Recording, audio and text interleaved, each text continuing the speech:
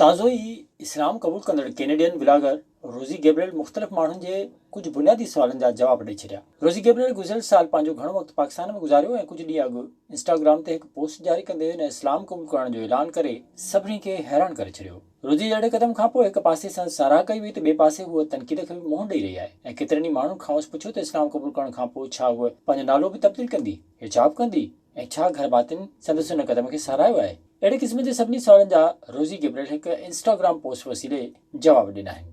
रोज़ी मूजिबि इस्लाम में दाख़िल थियण खां पोइ मूंखां सवाल कयो पियो वञे त मां कहिड़ो फ़िरक़ो इख़्तियार कंदसि। मां को बि फ़िरक़ो इख़्तियार नाहे कयो। केतिरनि ई माण्हुनि मूंखे शादी जी आछ कई ऐं सभु को पुछी रहियो आहे त छा मूंसां शादी कंदीअ। मां सभिनी सां शादीअ खां इनकार कयो आहे। इस्लाम क़बूल कंदड़ ब्लॉगर लिखियो त मूंखां पंहिंजो नालो तब्दील करण जे हवाले सां बि सुवाल कया पिया वञनि, पर मां अहिड़ो को बि इरादो नथी रखां। मूंखां इहो बि पुछियो वियो त छा मुंहिंजे घर भातियुनि हिन फ़ैसिले खे क़बूल कयो आहे। हा, मुंहिंजे घर भातियुनि हिन फ़ैसिले खे तस्लीम कयो आहे। रोज़ी गैब्रियल हिजाब करण जे सुवाल ते जवाब ॾींदे चयो त मां उन खे लाज़मी नथी सम्झां। मूंखां उमिरो या हज करण जा सुवाल बि कया पिया वञनि ऐं हा, मां ईंदड़ हिकु साल में हज या उमिरो कंदसि। हुन बाइक ते सियाहत छॾण या न छॾण जो सुवाल कंदड़नि खे जवाबु ॾिनो त कॾहिं बि बाइक ते सियाहत न छॾींदसि।